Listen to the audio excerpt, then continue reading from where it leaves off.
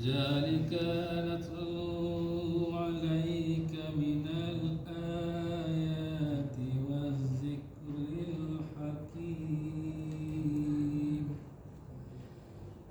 إنا مثل عيسى عند الله كمثل آدم خلقه من تراب ثم قال له كن فيكون Sadaqallahul azim. A'udzu billahi minasy syaithanir rajim. Bismillahirrahmanirrahim. Wa amman ladina amanu Wa amilus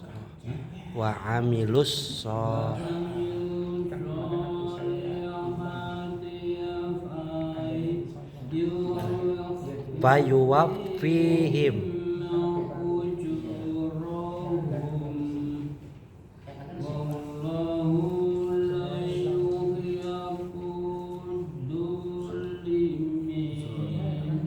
zalimin.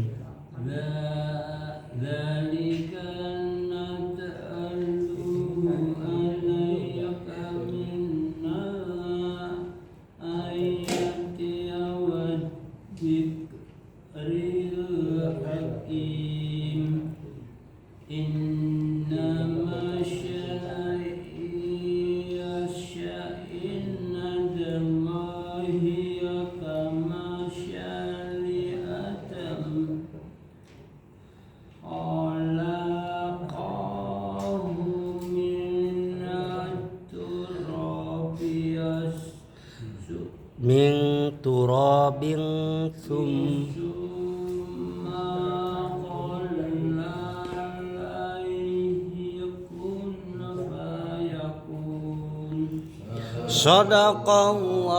Sadaqallahul azim.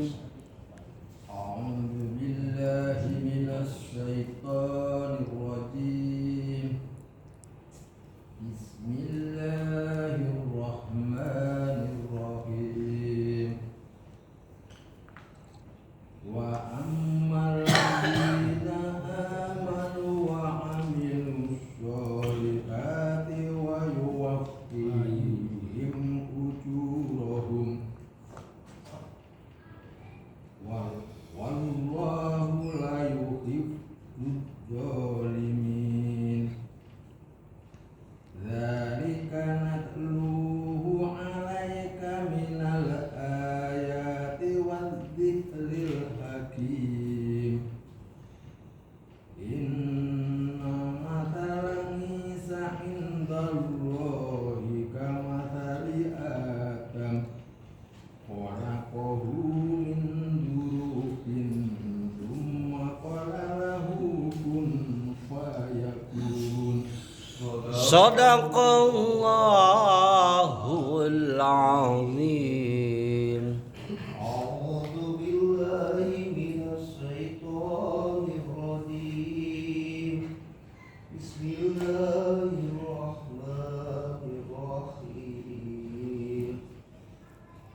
Wa ammal ladzina amanu wa 'amilus sholihati fayuwaffihim ujurahum wallahu la yuhibbuz zalimin. Dzalika natluhu 'alaika minal ayati wadh-dhikril hakim. Inna masala Isa indallahi kamathali Adam khalaqahu min turabin thumma qala lahu kun fayakun.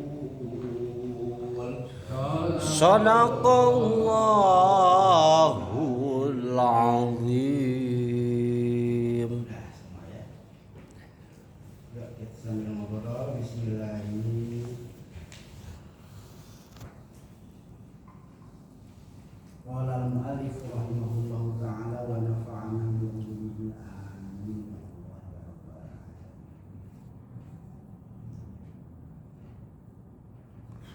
Wa ammal ladzina amanu wa 'amilus sholihati fayuwaffihim ujurahum wallahu la yuhibbudz zalimin.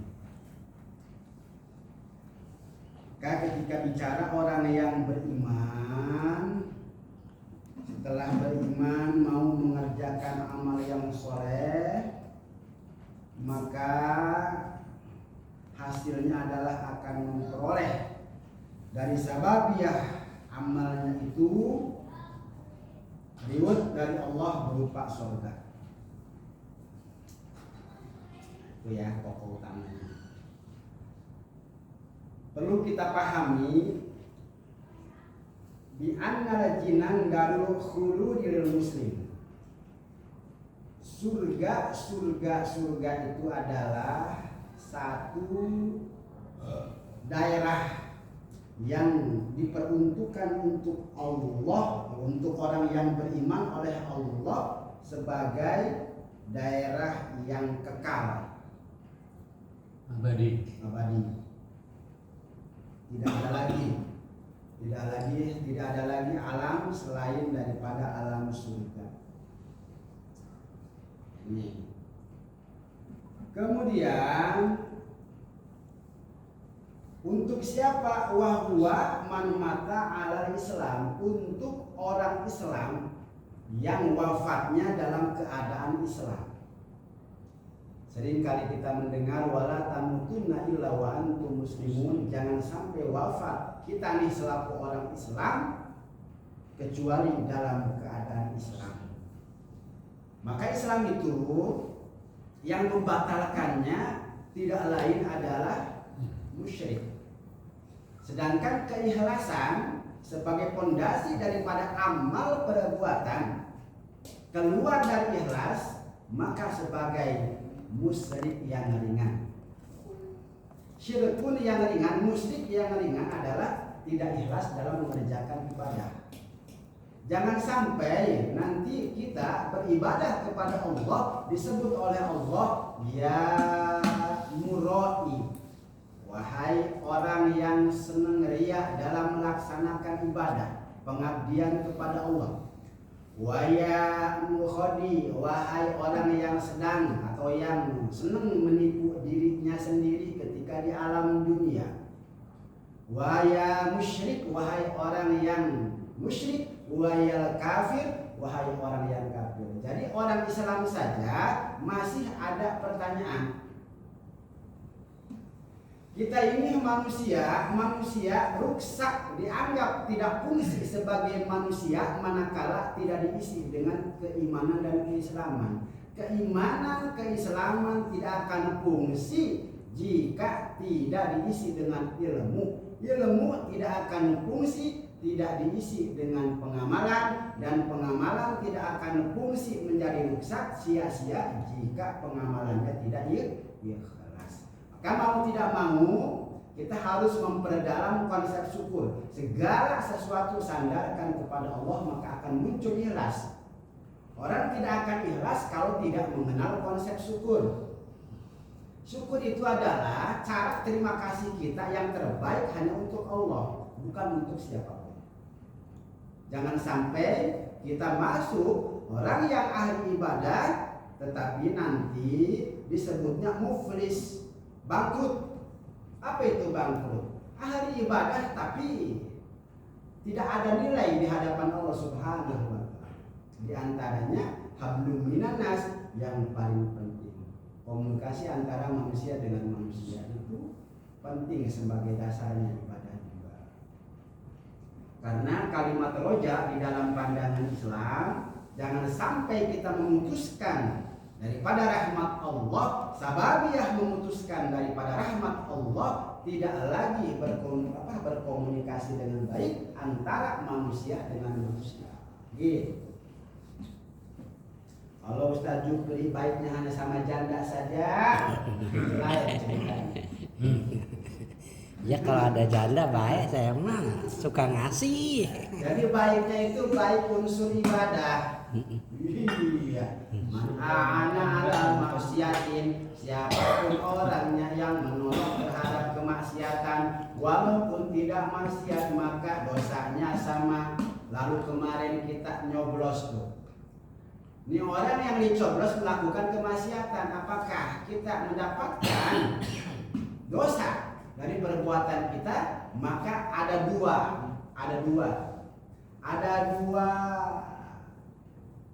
penjelasan. Yang pertama, niatkan saat nyoblos kita melaksanakan sebagai hak warga negara, karena diperintahkan untuk nyoblos sebagai hak warga negara. Sebagaimana Rasulullah SAW memimpin negara di Madinah dengan piagam Madinah, bukan Al-Quran sama hadis, tapi piagam Madinah yang dipakai. Sama halnya di Indonesia. Indonesia ini bukan negara Islam, tapi UUD 45 sama Pancasila. Jadi kalau yang dijalankannya hak warga negara, nggak menjadi dosa, karena itu adalah hak kita untuk menyoblos, kan begitu. Tapi kalau niatnya memilih, nah itu fanatik lah, tidak menjalankan demokrasi, fanatik. Yang lain boleh milih, ya gitu ya. Itu ceritanya lah. Nah kemudian selanjutnya, wa anta qaddama minhu kufrun, walaupun sebelumnya terhadap keislaman itu ada kekufuran. Contoh, kita pernah melakukan kekufuran dalam haliah kehidupan sehari-hari. Karena kufur itu banyak, ada kufur nikmat, ada kufur akidah, keyakinan. Kufur nikmat juga sama, bagian daripada tidak menerima kaitan dengan ketentuan Allah yang Maha Kuasa. Itu pun bisa disebut kufur. Jadi kufur itu luas, musyrik itu luas. Ya, musyrik itu luas. Bukan hanya dilihat dari sisi menyembah kayu, menyembah pohon, menyembah batu. Jadi mempercayai terhadap sesuatu hal yang ada di antara kita, di dalam diri kita, mempercayai full terhadap aurat, itu pun bagian daripada kekufuran. Lupa dengan Allah Subhanahu wa Ta'ala. Aurat hanya sababiah saja, hanya jembatan saja. Hakikatnya kita harus ingat sama Allah. Karena orang yang hebat itu bukan lagi bicara pahala, tapi bicara ridha Allah Subhanahu wa Ta'ala. Bukan lagi bicara pahala. Namanya siapapun orangnya yang bersolawat kepada Nabi, maka akan pahalanya tuh begini. Baca bismillah 1 kali, pahalanya Allah berikan 400 kebaikan. Itu pahala namanya. Tidak lagi bicara itu, tapi bicaranya hanya Ridho Allah. Karena yang namanya ridho Allah itu akan didapatkan manakala pertama segala sesuatunya sandarkan sama Allah. Dalam kondisi apapun dimanapun tetap kita sandarkan sama Allah. Kemudian segala sesuatu gerak gerik kita ini adalah Allah yang menggerakkan. Sama halnya kita nih, orang yang mandiin mayit, mau dimiringin, mau dicelentangin, mau digotong, ya mayitnya nggak bakal bisa ngamuk. Sama halnya kita. Jadi semua gerak ini hakikatnya dari Allah Subhanahu wa Ta'ala. Hanya gerak itu ada yang positif, ada yang negatif. Yang mendorongnya nafsu berarti negatif. Maka mujahadatun nafsi, memerangi nafsu itu jauh lebih hebat daripada berperang langsung melawan orang-orang kafir. Begitu tuh. Untuk memerangi nafsu, maka mau tidak mau harus ada zikir dalam diri kita, harus ada ingat dalam diri kita. Fadhkuruni adzkurkum, maka zikirlah kalian ini kepadaku, kata Allah, adzkurkum, maka aku akan ingat kepada kalian. Maka dalam kondisi apapun, dimanapun, di pasar ada zikir, di tempat kerjaan ada zikir, zikir macam-macam. Zikir yang paling hebat adalah zikir diam. Zikir diam zikirnya. Seolah-olah tidak berzikir tapi zikir. Iya. Bukan jahr lagi, bukan sir lagi. Levelnya udah hebat. Sebagaimana si Asnawi cari ini waktu gunung Krakatau meletus, posisinya 3 hari 3 malam. Zikirnya bukan zikir jahar sir lagi, sudah lupa dengan zikir jahar dan sir, sudah asik dengan yang maha kuasa. Jadi tidak ada istilah apa itu namanya suara, tidak ada istilah terdengar oleh diri sendiri. Cukup hatinya dia langsung nyantel dengan Allah Subhanahu wa taala. Itu yang paling sulit. Orang semedi kan? Iya, sama halnya dengan semedi. Itu posisinya di masjid. Karena posisinya ketika Syekh Asnawi Cahini mau mengambil kitab Al-Um, kitab induknya Imam Syafi'i, lahar keburu banjir di mana-mana. Lahar kan luar biasa panasnya. Duduk sila, zikir, khofi namanya, kemudian munajat kepada Allah 3 hari 3 malam enggak tersentuh sedikit pun oleh lahar. Enggak kotor. Terus. Itulah hebatnya orang yang sudah dekat dengan Yang Maha Kuasa. Yuhibbunallah yuhibbunahu. Kalimat dalam Al-Qur'an begitu. Kalau sudah mendapatkan cintanya Allah, maka Allah cinta. Kalau Allah sudah cinta, semua makhluk tergantung Allah. Gitu ya. Luar biasa ya. Luar biasa. Maka jangan sampai nempel kekufuran dalam diri kita. Maka seringkali kita dianjurkan di dalam ilmu fikih, mau sholat, mau wudu, mau apapun, baca 2 kalimat syahadat. Maka 2 kalimat syahadat itu adalah kalimat yang meluluh lantakan, yang membongkar, yang membakar. Yang membakar kalimat-kalimat apa? Kalimat musyrik, kalimat kufur. Orang kalau baca syahadat lagi, resmi lagi dia Islamnya. Orang pamannya mau wudu, maka seringkali kita kenal kalimat sobo. Jadi para wali itu senjatanya ya 2 kalimat syahadat. Ya, 2 kalimat syahadat. Maka mau ngapain syahadat? Ya, mau syahadat ini penting luar biasa. Apa tujuannya? Agar jangan sampai masuk ke dalam kufur. Jangan sampai kita melakukan ibadah kalau sebelumnya kekufuran, maka nggak diterima ibadahnya. Wadakhala fil muslimin usad. Jadi beda antara dosa dengan kufur. Kalau orang berdosa, yang terpenting dia mau mengakui dia melakukan sebuah dosa. Karena ketika seorang Islam, seorang Muslim, seorang mukmin mengakui melakukan sebuah dosa, nggak masuk ke dalam kategori kufur. Tapi kalau orang mukmin, orang Islam berdosa, tidak mengakui dosa, jangan-jangan saat itu sudah masuk ke dalam kufur. Iya, kita melakukan dosa dianggap biasa-biasa saja. Kufur itu berarti menimbulkan sombong. Sombong segala macam. Ini contoh umpamanya ini, kita berada di tempat yang sangat umum.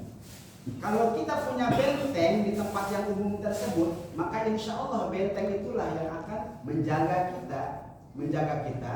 Kalaupun kita maksiat, buru-buru istighfar, astagfirullahaladzim.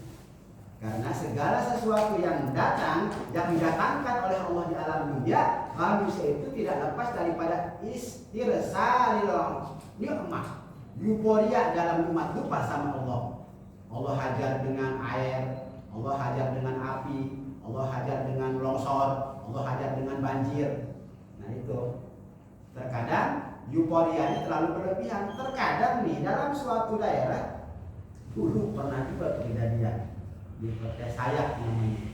Itu satu kampung berlomba-lomba, bermegah-megahan. Oh bermegah-megahan. Wah satu dengan yang lain, ayo berlomba-lomba. Apa yang tertimpa longsor satu gunung, tapi hanya satu yang selamat, nenek-nenek lagi. Udah rumahnya reot, nenek-nenek. Itu si tanah itu, bunga apa namanya? Tidak nimpa, harusnya mah udah aja. Harusnya si bubuk itu udah hancur. Bahkan rumah-rumah yang cakar ayam, cakar sapi itu yang hancur. Ya gitu ya. Iya, cakar ayam, cakar sapi. Nenek-nenek, ternyata nenek-nenek senang bangun malam, dikiranya nggak ketinggal. Oh itu yang menyelamatkan. Ya artinya suatu suatu musibah ada aja yang muncul. Kayak di Palu dulu musola yang sering dipakai asinan tiap malam Jumat, musola sama orang-orangnya. Ya artinya padahal itu sudah di tengah-tengah ya. Ada aja yang diselamatkan oleh Allah Subhanahu wa taala. Kemudian famajuhum wa darul khulud ala jinan itu ya. Kemudian di sini la yadum adabuhum fiha mudata baqahum annahum yamutuna ba'da dukhuli bilah dhatin ma ya'lamullah biqadawaha fala yuhyuna hatta yakhrujuna minha. Jadi orang yang berdosa sepanjang dia Islam tidak kekal, tidak selamanya disiksa. Ada saatnya dia naik dan ada saatnya dia mencicipi kenikmatan surga.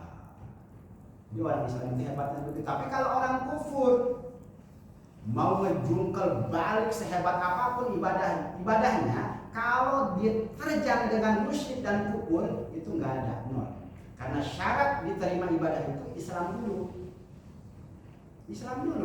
Islam itu bisa rusak, bisa batal oleh kekufuran dan oleh kemusyrikan. Sedangkan kemusyrikan zaman sekarang itu memandangnya yang itu aja. Yang apa? Yang nampak aja, yang kelihatan. Padahal kemusyrikan, kekufuran bagian daripada tidak ikhlas pun akan memunculkan kemusyrikan, musyrik yang ringan. Apalagi ini selanjutnya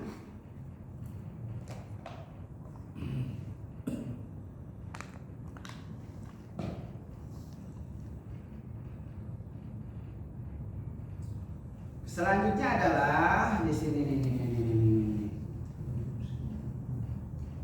wadakhala fil kafir man balagha fil nadri falam yasil ilal haq wa taraka taqlidal wajib alaihi wa la yadkhulu fi afal al musyrikin bal hum fil jannah. Jadi sepanjang dia itu adalah kafir kemudian tidak melakukan katakanlah nih kemarin tuh ada orang Buddha tapi dia ikut wiridan ikut segala macam tapi Buddha terus sama aja bohong tuh yang begitu kayak gitu modelnya tuh. Tetapi yang dilahirkan dari rahim seorang kafir di bawah usia balik tetap dia akan masuk surga karena belum terkena hukum. Umpamanya ini orang kafir punya anak, mati anaknya sebelum balik, maka anaknya itu akan masuk ke surga. Ibunya mah tetap, dan si anaknya tidak punya jaminan, tidak punya jaminan untuk menolong ibu bapaknya. Tapi hebatnya orang Islam punya anak belum balik wafat, maka anaknya bisa menolong, bisa ini. Nggak, saya nggak ridho ya Rob. Masa orang tua saya masuk neraka selama-lamanya? Saya nggak ridho. Dia bisa protes tuh sama yang Maha Kuasa ya. Itu yang disebut wildan itu ya Pak Ustadz ya. Wildan. Jadi wildan. Jadi wildan.